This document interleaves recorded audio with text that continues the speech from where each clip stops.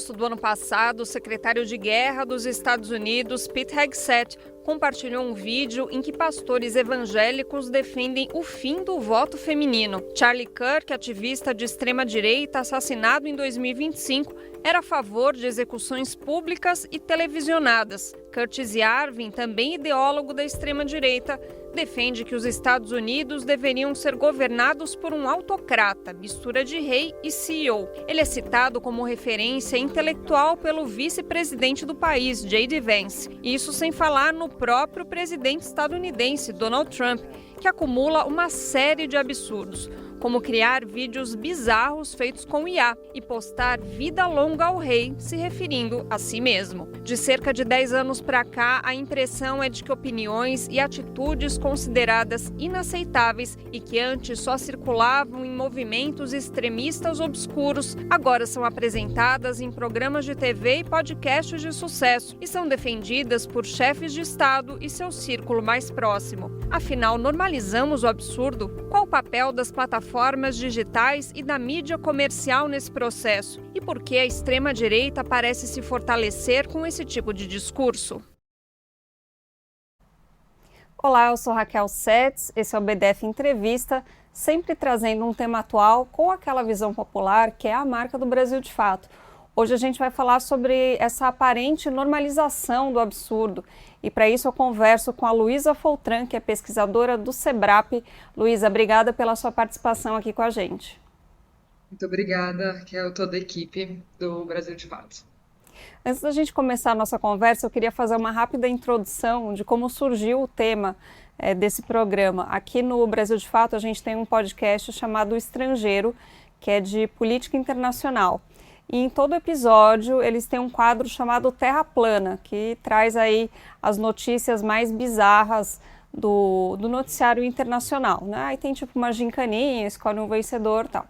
E no ano passado o Trump foi o mais citado, assim, a maioria das notícias bizarras tinha o Trump como personagem principal. Então eu queria fazer a primeira pergunta partindo daí. A ascensão do Donald Trump como uma figura da política pode ser considerado um ponto de virada para fazer com que esses discursos que antes circulavam muito no submundo viessem de fato para a superfície? Não, com certeza o Trump foi um marco importante, né? Quem observa, pesquisa esses ecossistemas de subculturas extremistas, né, que existiam já há muito tempo, acho que desde o início dos anos 2000, nas redes, percebe que a primeira eleição do Trump, em especial, né, no seu primeiro mandato, foi uma eleição que conseguiu trazer esses grupos que não são coordenados, que não que tem inclusive muitas vezes ideias contraditórias entre si, mas eles têm essa marca de terem ideias muito radicais, de serem contra um sistema comum e de, enfim, terem uma cultura política do politicamente incorreto. Essa campanha do primeiro mandato ela conseguiu dar protagonismo, dar voz e colocar eles são grupos, né, são ideias que sempre estiveram fora do mainstream, porque inclusive negam o sistema, negam tudo, mas ao terem essa voz dada pelo Trump, eles, claro que viraram notícia também da grande mídia, né, não teve como, e aí assim eles conseguiram de certa maneira o que eles queriam, que era espaço, que era voz. E isso marcou o primeiro governo esse espaço. Mas também outra coisa que a gente observou é que o primeiro mandato do Trump ele foi caracterizado mais por ter muitas bravatas e poucas ações efetivas. Se a gente olha para esse segundo mandato, e aí alguns exemplos que vieram na vinheta, a gente percebe que aí tem uma mudança em uma diretriz política mesmo, para que, de certa forma, essas ideias virem também políticas públicas, diretrizes, ações governamentais. Dá para pensar que o primeiro mandato do Trump foi uma espécie de balão de ensaio para testar essas ideias e agora ele está colocando em prática? Faz sentido isso? Assim, né? Eu acho que não existiu uma expectativa, por mais que esses grupos, né, essas ideias tivessem muito engajadas, muito entusiastas na campanha, acho que não tinha exatamente uma expectativa de ganhar. Eu acho que a primeira eleição do Trump foi uma surpresa para todos eles. Não tinha um projeto muito bem acabado. Eu acho que, quando a gente olha hoje, acho que ela funcionou como um balão de ensaio, mas não era, a ideia ali não era, né? A ideia ali era, bom, vamos ver, dá tudo ou nada, e chegou ao poder. A partir do momento, o que fazer com esse poder? Entender o que é esse poder. Isso foi todo um processo de amadurecimento. Nessa segunda eleição, e aí acho que a gente viu, né, o Trump teve 4 anos para preparar ela e em nenhum momento, inclusive, ele saiu da pauta, saiu da mídia, né? Foram 4 anos de uma oposição muito barulhenta, golpista, marcada por inúmeros fatos. Ele entra com um projeto um pouco mais acabado, que é o que a gente se baseia, né, que é o projeto 2025 da Heritage Foundation. Então, ele entra com um projeto de uma fundação com mais de 900 páginas escritas, meio que colocando o que fazer para tornar isso em uma política real, né, em um plano de governo. Acho que essa foi a mudança de escala, de patamar entre o primeiro mandato e o segundo. Uhum. Teve um artigo do Guardian interessante que eu li, que diz mais ou menos o seguinte, que a extrema-direita não tenta se normalizar. É o mainstream político que normaliza a extrema-direita, e um exemplo que eles dão é chamar fascista de alt-right. Você concorda com essa visão? Olha, esse é um tema bem interessante. Acho que é difícil, enfim, tentando pensar um pouco, a alt-right, ela surge nos anos 2000 como uma corrente política de jovens que se organizam nesse submundo digital, em blogs, né? Não é enfim, é nas profundezas da internet, mas não é na deep web, né? É nos blogs, no site, Reddit, Chance. E eles se organizam porque eles estavam muito insatisfeitos com a direita tradicional, com a direita conservadora. Na avaliação deles, a direita conservadora não era tão de direita assim, né? Na visão deles, a direita conservadora ela estava totalmente corrompida e capitulada pelo status quo. Então, eles surgem como uma corrente ideológica com diversas expressões de divergências entre si, mas o que os une é ter uma crítica à esquerda radical, ao comunismo, enfim, a tudo que existe, né, do campo do progressismo, ao mesmo tempo que você se opõe à direita tradicional, que você tenta renovar ela. Depois enfim, né, acho que Trump foi para o governo e essa corrente de pensamento, essas críticas passam a ser testadas, né, como implementação, esses grupos eles também se rompem. Então, uma parte vai para o governo, uma parte passa a contribuir com esse projeto de transformar isso em realidade, e outra parte se mantém na crítica, né? Que inclusive hoje critico o Donald Trump, e a gente viu isso no Brasil também, né? Grupos que apoiaram o bolsonarismo, e aí depois que o Bolsonaro entrou, começou a criticá-lo, que não era tão radical assim. Isso a gente sempre vai ter no espectro político, mas eu acho que tem essa característica. Eu não acho que a alt-right ela é enfim, uma forma que muitos veem dessa maneira, né? Como se quando você cria um conceito novo, você está como se fosse limpando o conceito antigo, como, por exemplo, quando a gente fala de fascismo, né? Então dizer alt-right não é fascista?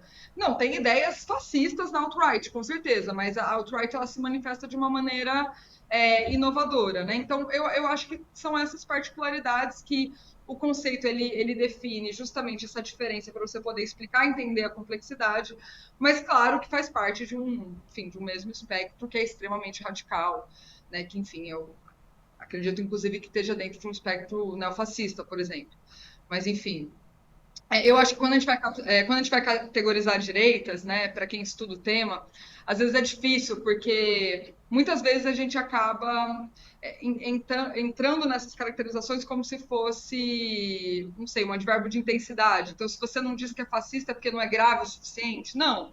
Né, acho que não é exatamente isso. Eu acho que como a extrema-direita agora ocupou um espaço muito grande que na década anterior não estava ocupando, eu acho que a gente também está aprendendo a caracterizá-los para poder entender a complexidade do que eles são enquanto ecossistema. E aí, nisso, acho que esses debates, acho que é importante sair da polêmica que é em torno do advérbio de intensidade, né? Não é sobre ser mais radical, mais perigoso ou menos perigoso. A extrema-direita é um fenômeno que está ocupando espaço e é extremamente perigoso. Agora, ela também está em disputa, né? Ela também tem suas correntes, ela também tem suas divergências. Uhum. Um fenômeno, pelo menos aqui no Brasil, né? Porque quando a gente fala de esquerda, é difícil falar de esquerda nos Estados Unidos, mas aqui no Brasil a esquerda, para chegar ao poder, ela sempre tem que moderar o discurso, né? Então o Lula em 2002, em 2022 novamente, né? Sempre ali acalmando o mercado, que não vai fazer nada muito radical. Em contraposição, parece que a extrema-direita, quanto mais radical o discurso, mais ganha espaço. O que explica isso? Essa é uma pergunta de milhões também.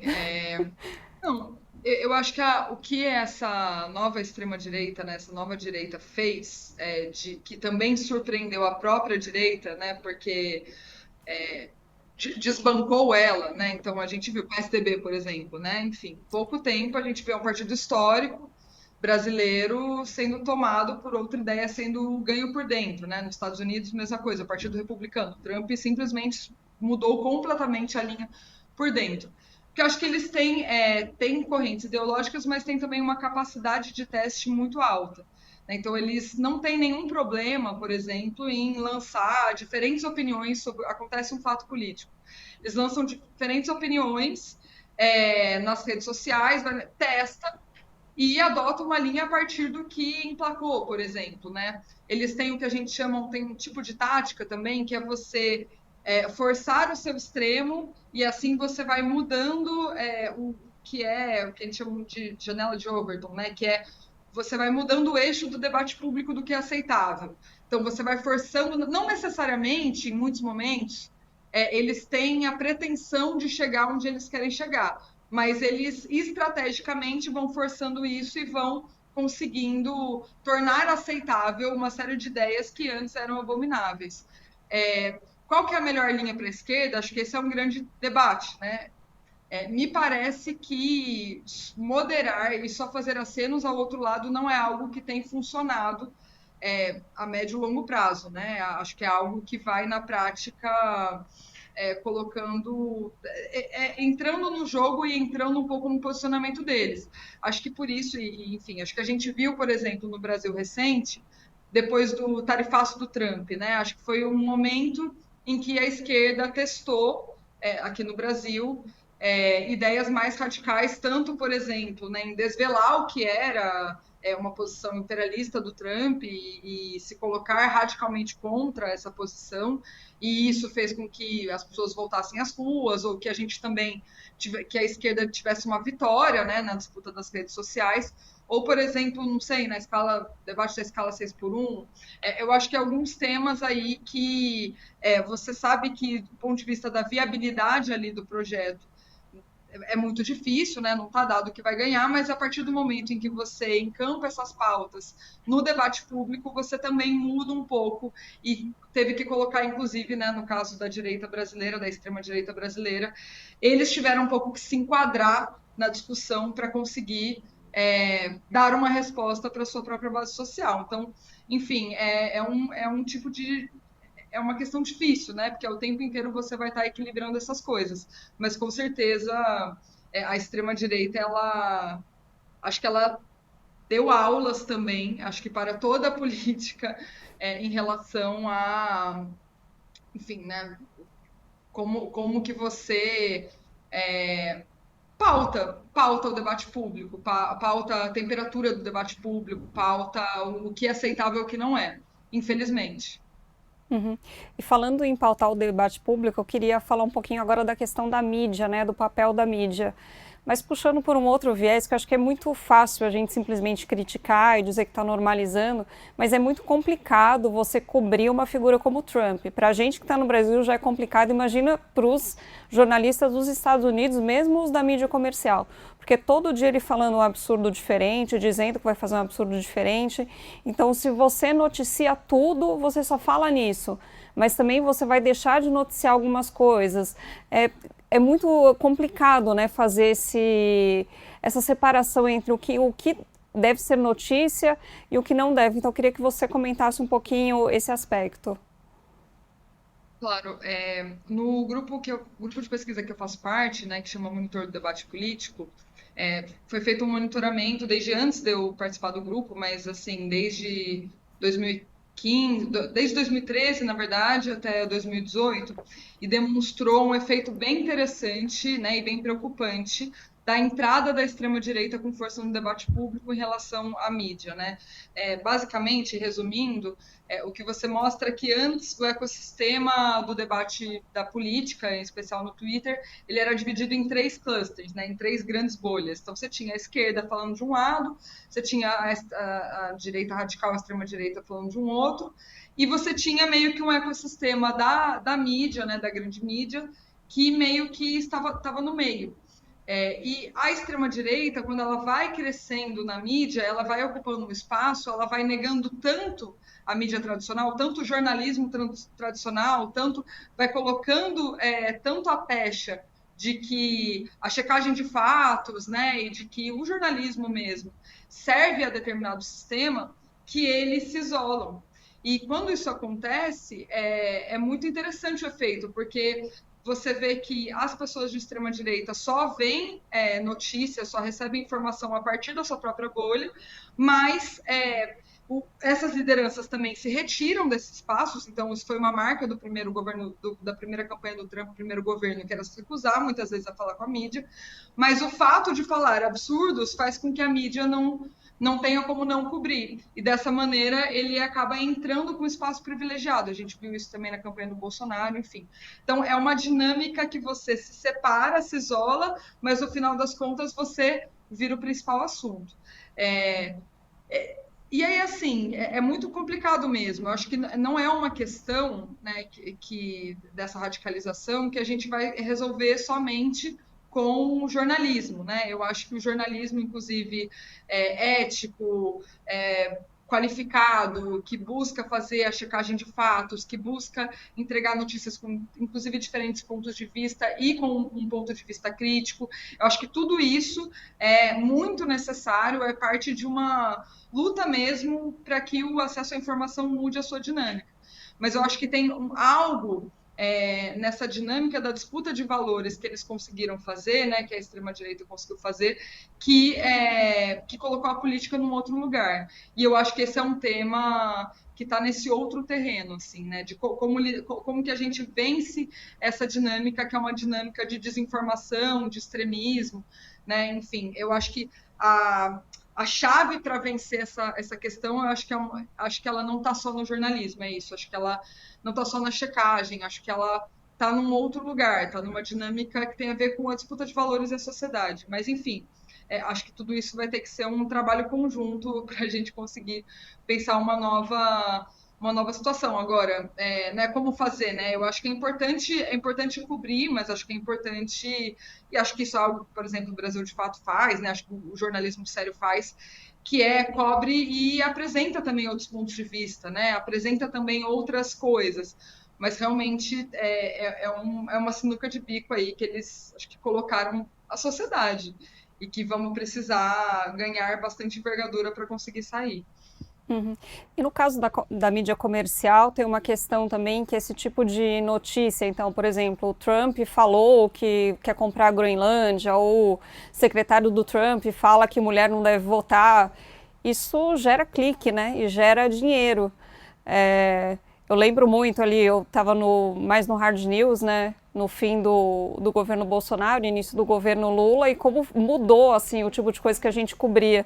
De repente a gente deixou de falar de um presidente imitando pessoas morrendo sem fôlego, a gente começou a falar de imposto, né, de coisas que são do dia a dia. Então tem também uma questão comercial aí, né, gera clique, gera dinheiro esse tipo de absurdo. Não, com certeza, né? Acho que a informação através das redes sociais, acho que ela inaugurou uma nova era que muitos especialistas estão chamando da economia da atenção, né? Acho que no final das contas é sobre isso. E isso faz com que Trump, eu acho que essa nova geração de lideranças da extrema-direita, de lideranças neofascistas, aprendeu a lidar muito bem, né, com esse tipo de comunicação. Então, é isso, como foi exposto aqui na vinheta, né? O que foi o vídeo do Trump junto com Elon Musk como uma Gaza totalmente reformulada, com dinheiro para o alto e ostentação. Né? Ou, por exemplo, ele conseguir mudar ali o Golfo das Américas, o Golfo do México para o Golfo das Américas, ou até mesmo hoje, né, que saiu, se não me engano, foi hoje, que ele simplesmente mudou a biografia dele como se ele fosse agora presidente da Venezuela.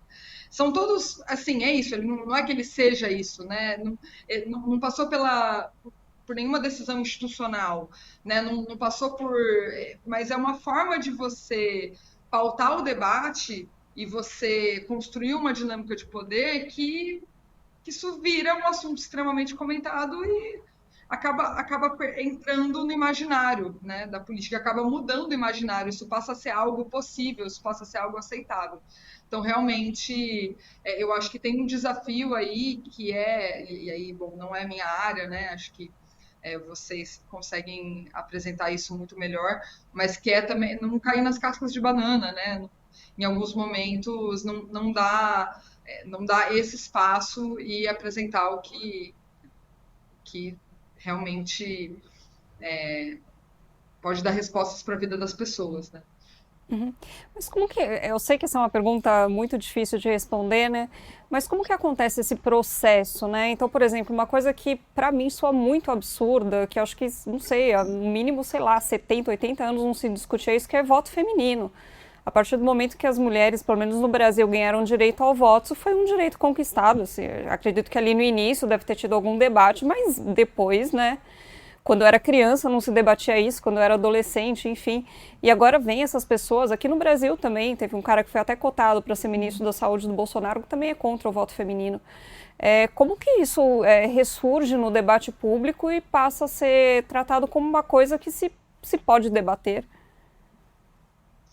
Eu acho que esse é um exemplo perfeito que ilustra esse tipo de tática, na verdade, porque assim, não acredito que o secretário dos Estados Unidos esteja querendo colocar ou com alguma expectativa de que haja uma reversão, né, no sufrágio universal. Não é isso, né? Mas justamente é trazer algo que hoje soa espantoso, que fala inclusive de uma luta, né, que não está concluída, né, a desigualdade de gênero ela ainda existe em questões salariais, na questão da divisão do trabalho, né, enfim, não existe mais nessa questão do voto, mas existe nessas outras áreas e são lutas em curso. Mas quando ele traz esse tema para discussão, ele ele está querendo abrandar essas outras pautas que são pautas que estão em curso e que tem luta sobre elas, né? Então, é uma forma de você desviar um pouco,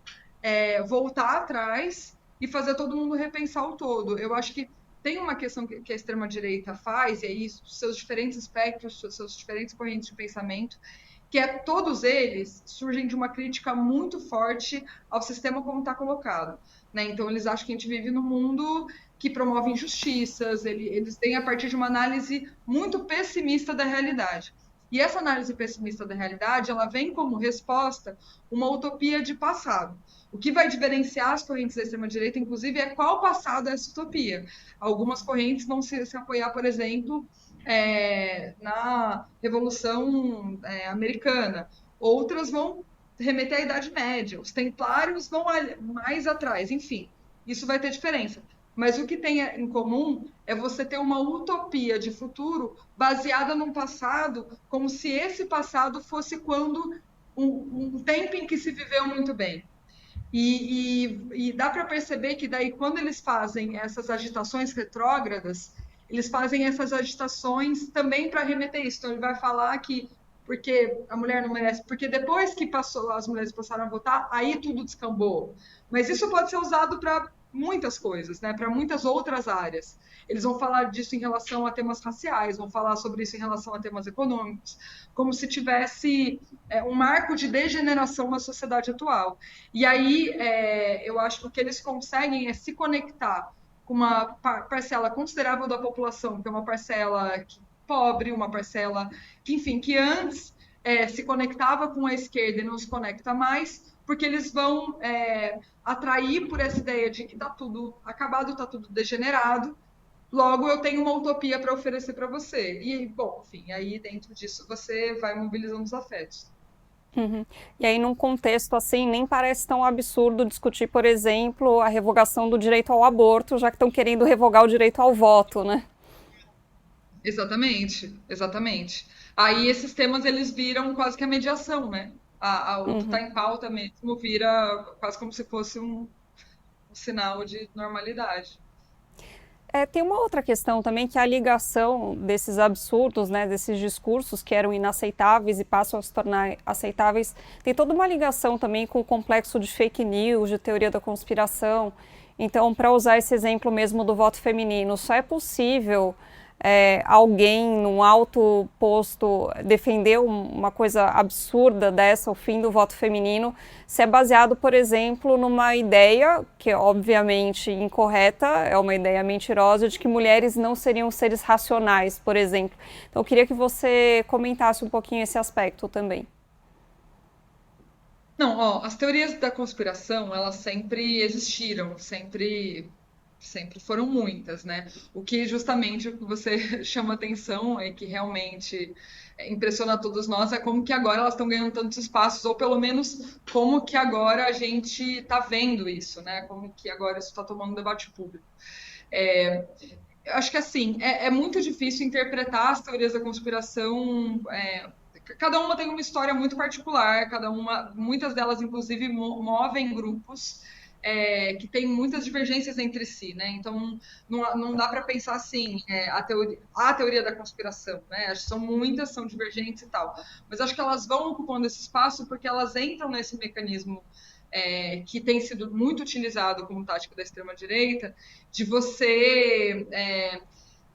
você mobilizar por um pânico moral dessa descrença, né, do sistema como é que ele está agora, então tá tudo ruim, tá tudo degenerado, aí você mobiliza por um pânico moral e aí insira a sua teoria da conspiração preferida nesse lugar, e aí você também consegue mobilizar um sentimento de convocatória para um certo tipo de luta. Tem uma coisa assim, né, que faz parte quando você alimenta uma teoria da conspiração, é que você traz uma ideia para a pessoa de que tem algo que ela não sabe. Tem algo que o mundo não sabe. E eu estou aqui te contando o que é esse segredo, essa coisa que poucos sabem. E esse segredo, ele geralmente vem com uma missão, que é desvelar, que é ou iluminar o mundo dessa verdade que o mundo não sabe. Então, essas teorias da conspiração, elas geram um poder de engajamento muito alto. Então, muitas vezes é isso, né? É difícil pensar, eu acho que às vezes a gente tenta enquadrar como uma coisa só, né? Ou como uma particularidade da extrema-direita. Acho que não é. Mas eu acho que a extrema-direita são muitas, são contraditórias, e não é nem só uma particularidade da extrema-direita. Na verdade, tem teoria da conspiração de todos os lados. Mas eu acho que eles estão sendo muito bem-sucedidos em conseguir mobilizar esse sentimento de agora eu estou te dando uma missão para resolver essa. Enfim, aí, Cira, sua teoria da conspiração aqui. E dessa maneira você ganha engajamento, né? Você ganha uma espécie de ativista, se podemos chamar assim. Nos anos 80, teve aqui em São Paulo uma série de assassinatos de travestis na rua, né? E teve uma emissora de TV que fez um povo fala com as pessoas perguntando o que elas achavam daquilo. E a maioria comemorando, achando, não, tem que matar mesmo, tal. Esse povo fala, ele já foi usado, eu já vi acho que em 1 ou 2 documentários esse povo fala ser usado, para mostrar realmente como que era o sentimento da época. Hoje isso é impensável, acho que ninguém... se um repórter... Primeiro, acho que o repórter nem faria essa pergunta, né? Já começa daí. Mas acho que ninguém colocaria sua cara na TV comemorando esse tipo de coisa, até porque poderia ser responsabilizado criminalmente. Mas, ao mesmo tempo, a gente vê essas outras ideias absurdas ressurgindo. Isso é um contrassenso ou faz parte de uma mesma dinâmica aí de consensos e não consensos dentro da sociedade? Eu acho que o que mudou, assim, né, acho que dessa nova fase, é o que a gente fala, é uma nova ideia sobre das guerras culturais, assim, né, que é você transformar opiniões políticas em temas cada vez mais morais. Eu acho que esse episódio da travesti, por exemplo, né, eu acho que ele é muito isso, né, por que que as pessoas comemoram? Né, porque você está imbuído de uma série de preconceitos que levam isso, o fato dela, né, ser quem ela diz que ela é passível de não merece viver, né? Algo que aconteceu muito, inclusive, com esse fenômeno, né, da radicalização, foi justamente organizar isso, né, em guerras culturais. Então, importa menos a opinião da política, mas o afeto que ela move. Né? Importa menos, as pessoas estão menos preocupadas em ter opiniões sobre se a política deve ir para lado A, lado B, ou né, qual que é o projeto que cada um encampa, qual que é o projeto que cada espectro político encampa, mas dizer que determinado projeto é moral ou imoral, né? Tanto que a maior parte das polêmicas elas se tratam sobre temas que também se misturam com ideias religiosas, né? Que é, por exemplo, né, vida, né? Você ser a favor ou contra a pena de morte, a favor ou contra, que na prática, quando a gente discute as operações policiais, na verdade é disso que a gente está falando, né? Ou até mesmo a questão do aborto, né? Que você trouxe. Então, quando você não consegue discutir em termos de né, o que é melhor do ponto de vista de política pública. Você está discutindo que um lado ele é moral ou ele é imoral. Então isso realmente acho que coloca o debate no patamar da interdição, né? Você não consegue seguir. Eu acho que que tem se transformado, na verdade, é de onde isso se expressa. Né? Acho que se antes a TV ela era onde essa parte se canalizava, hoje a gente vê muito isso mais nas redes sociais, né? E na separação dos grupos, né?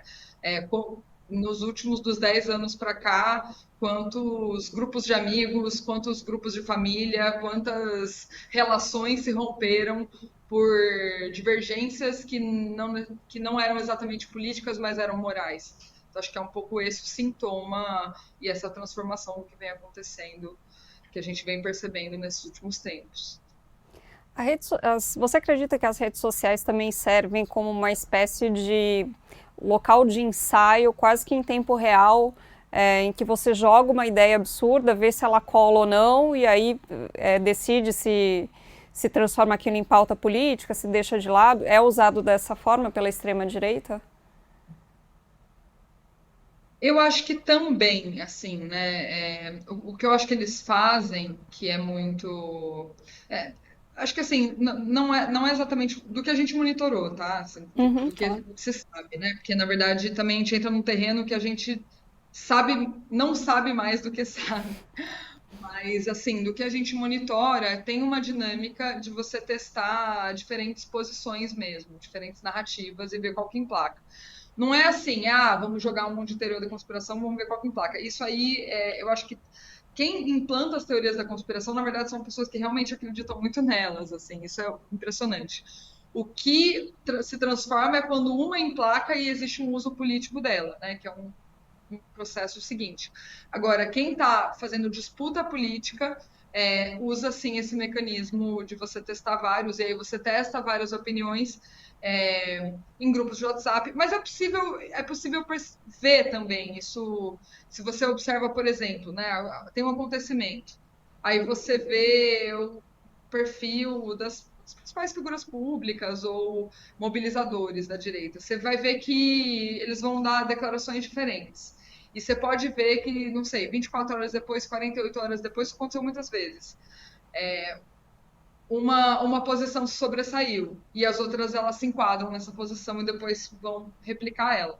Então, eu acho que tem uma particularidade que é ter menos apego assim às posições do que o campo progressista tem, né? Eu acho que o campo progressista, a forma de tomar decisões, ela se dá em fóruns do movimento, né? Claro que muitas vezes as figuras públicas, as lideranças também assumem, né? Vão lá, vão dizer uma opinião, vão rever, mas tem mais espaços coordenados, mais espaços comuns.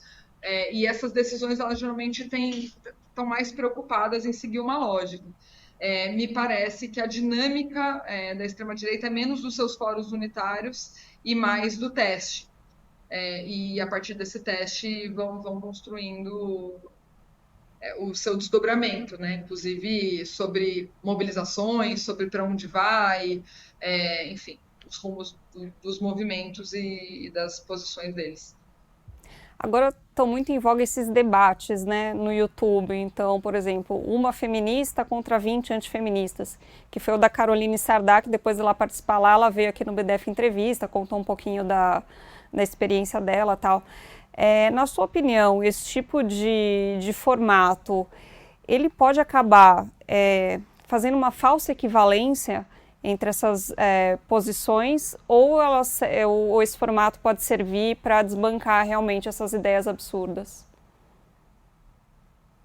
Olha, essa é bem difícil. Assim, eu acredito que quando você olha para quem está nesse espaço de debate, né, dos diferentes espectros políticos, dá para ver que tem uma discrepância muito grande de um peso que a extrema-direita tem em relação aos progressistas e, em especial, à esquerda radical. Então, saiu uma pesquisa recente, esqueci o nome depois eu menciono para colocar nos créditos, de uma empresa que faz monitoramento digital, dos 100 maiores influenciadores da política, né? Eles analisaram 2.900 perfis, seja com mandatos políticos, seja de figuras influenciadoras ou lideranças da política. E desses 100, simplesmente você vê que a esquerda é muito minoritária, né? Se eu não me engano aqui, de cabeça, acho que são 16 perfis. E entre os 10 mais, você tem, por exemplo, o Nicolas Ferreira à frente de todos, muito à frente, o Bolsonaro em quarto lugar e o Lula em oitavo. Então, e dá para ver também que o Nicolas está muito acima do segundo lugar. O que eu quero dizer com isso? Que a extrema-direita ela conseguiu usar a linguagem das redes, a economia da atenção, e essas polêmicas muito melhor nos últimos anos, né? Isso é um acúmulo de um ecossistema que se criou, tem um grupo também no Sebrap que pesquisa, que chama isso do Partido Digital Bolsonarista, né? Que tem a ver também com como que você lida com esse ecossistema de atenção, enfim. Então, eles estão muito à frente. Eu acho que programas como esse, eles estão dentro dessa dinâmica da disputa da atenção mesmo, né? Então, o Spectrum, ele é um modelo de debate que ele vai viralizar frases de efeito, ele vai viralizar cortes. Eu acho que esses cortes, acho que é importante que tenha uma representatividade da esquerda ali também, com certeza, né? Mas eu acho que é muito difícil você virar essa correlação que se expressa, por exemplo, né, nesse estudo, somente com representações nesse tipo de dinâmica. Eu acho que precisa de uma estratégia mesmo da esquerda, do progressismo, né, dos outros espectros políticos para conseguir encampar. Eu não acho assim, né? E aí tem todo o debate de regulamentação das plataformas, enfim, né? Acho que são muitas camadas de discussão, né? Porque o terreno não é neutro, como que se dá a disputa nesse terreno e se é possível subverter ou criar outros terrenos, né? Acho que no debate da comunicação, acho que essas são as grandes questões. Então, enfim, acho que é importante que tenha uma representatividade, acho que as vozes que se colocam da esquerda, do progressismo nesses espaços, acho que cumprem bem o seu papel, mas eu acho que a gente tem que se perguntar um pouco como que você vira esse tabuleiro, e eu acho que é muito difícil você mudar de terreno, né, ou criar uma outra correlação nesse terreno, somente utilizando dos formatos que, enfim, na qual um campo se sobressaiu com tanta discrepância. Mas, enfim, né, também muito difícil ter soluções, acho que não é nada simples. Acho que também é importante que hajam testes, né, e acho que só o tempo irá dizer. Uhum. Para a gente não acabar de um jeito muito pessimista, você vê algumas boas iniciativas, algumas boas experiências da esquerda que conseguiram virar um pouquinho esse jogo? Olha, sim, eu acho que jogando dentro, né, dessa dinâmica, por exemplo, acho que no ano passado a gente teve 2 momentos, né, de grandes polêmicas em que teve uma resposta contundente da esquerda. Acho que o primeiro foi a questão do PIX, que eu acho que a Erika Hilton conseguiu vocalizar logo depois do Nicolas uma resposta à altura, assim, né, ainda nas métricas não foi... chegou no mesmo patamar, mas foi bem grande e isso também se desdobrou, que foi o tema, depois se desdobra no tema da escala 6x1, né? Depois se desdobra numa série de outras pautas bem importantes. Eu acho que a questão do tarifaço também foi um momento em que, do Trump, né? O tarifaço que o Trump faz sobre o Brasil. Acho que foi um momento que a esquerda conseguiu daí colocar todo o seu ecossistema e aí operar redes e ruas em uníssono e virar, assim, né? Colocar a esquerda conseguiu ganhar nos grupos de WhatsApp, conseguiu ganhar nas redes sociais, conseguiu ganhar nas ruas pela primeira vez. Então, acho que aí esse foi um exemplo bem importante.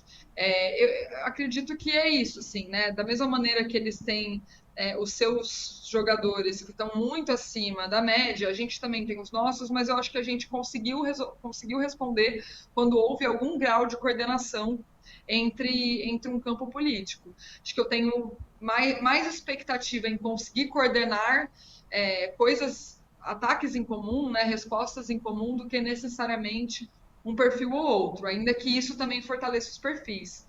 E aí, assim, exemplo de campanha, que eu acho que é o que está mais fresco, com certeza, o exemplo de campanha do Mandami foi algo que impressionou positivamente do ponto de vista da sua comunicação toda a esquerda, assim, né? Porque o que eles conseguiram fazer, além de ter o formato, né, de ter uma identidade, design muito bonito, acho que teve uma coisa de conseguir coordenar também com uma mobilização de campanha, né? Então, ao mesmo tempo que você tinha ali um formato de redes, você tinha muitos voluntários sendo convocados a bater portas, né? Eles bateram, sei lá, centenas de milhares de portas para conseguir falar sobre uma campanha, para conseguir falar sobre determinada plataforma política. Isso também foi feito, por exemplo, pelo Die Linke, né, na Alemanha, que é um partido de esquerda que, né, na luta nas últimas eleições, que foi contra, em especial, a extrema-direita, fez uma campanha nessa dinâmica, assim, de bater portas. Então, não sei, eu acredito que as respostas elas vão sair do quando a esquerda acerta, é quando ela consegue coordenar essas duas coisas. É ter uma boa resposta de redes de comunicação, mas que consiga coordenar um campo e que consiga ter algo que saia desse terreno também das telas. Luísa, super obrigada pela sua participação. Só queria deixar uma informação aqui que a nossa produtora passou, a Camila Matos. Você falou de uma empresa que fez um levantamento, né, dos influencers, né, mais importantes. O nome da empresa é Zeeng, Z-E-E-N-G. É isso então, Luísa, super obrigada aqui pela nossa conversa. Muito obrigada e, bom, sempre que precisarem, estou à disposição. Admiro muito a e até a próxima. Obrigada. Esse foi o BDF Entrevista, lembrando que tem programa novo de segunda a sexta-feira e a gente está com horário novo também. É às 16 horas no YouTube do Brasil de Fato e na Rádio Brasil de Fato 98.9 FM. Lá na TVT o horário continua o mesmo de antes, 19 horas. Até a próxima, tchau.